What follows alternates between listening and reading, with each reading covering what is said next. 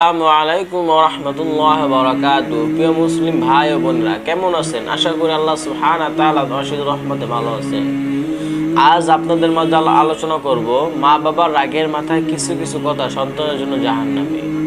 চলুন কথা না বাড়িয়ে ভিডিওতে যাওয়া যাক।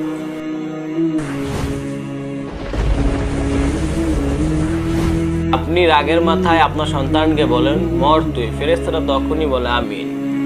আপনি রাগের মাথায় আপনার সন্তানকে বলেন, তোর ভবিষ্যৎ অন্ধকার। ফেরেশতারা তখনই বলে, আমিন।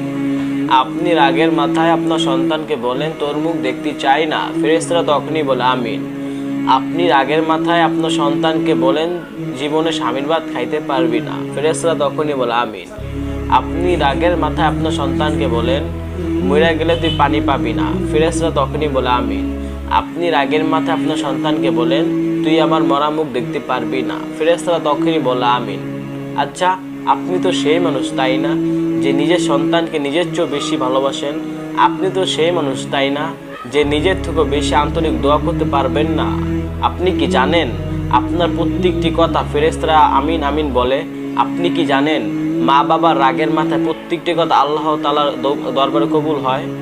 তো আপনার কলেজের টুকরো সন্তানের ক্ষতি আপনি নিজেই করতেছেন না তো? আপনার সন্তান অন্যায় করেছে, কিন্তু আপনি মা বাবা হিসাবে এই ভাষায় ব্যবহার না করে এগুলো বলুন, আল্লাহ তোকে হেদায়েত দেয়, আমার জন্য চক্ষু শীতলকারী বানায়। অথবা এগুলো বলতে পারেন, আল্লাহ তোমাকে ওমর রাদিয়াল্লাহু তাআলা আনহুর মতো বানায়, হযরত আলী রাদিয়াল্লাহু তাআলা আনহুর মতো বানায়, হযরত বিল্লাল রাদিয়াল্লাহু তাআলা আনহুর মতো বানায়। অথবা এগুলো বলতে পারেন, আল্লাহ তোমাকে আয়েশা রাদিয়াল্লাহু তাআলা আনহুর মতো বানায়, হযরত ফাতেমা রাদিয়াল্লাহু তাআলা আনহুর মতো বানায়, হযরত সুমাইয়া রাদিয়াল্লাহু তাআলা আনহুর মতো বানায়। আমিন। এই জন্য যখনই দেখবেন রাগ উঠে যাচ্ছে বা অনুভব করতেছেন, তখনই শয়তানের ওয়াসওয়াসা থেকে বাঁচার জন্য বলবেন, আউযু বিল্লাহি মিনাশ শাইতানির রাজিম। প্রিয় মুসলিম ভাই ও বোনেরা, আল্লাহ আমাদের সবাইকে বোঝার ও আমল করার তৌফিক দান করুক। আমিন। প্রিয় মুসলিম ভাই বোনেরা, আমরা সবাই ইসলামের সাথে থাকি এবং ইসলামের হাত মজবুত করি, ইনশাআল্লাহ।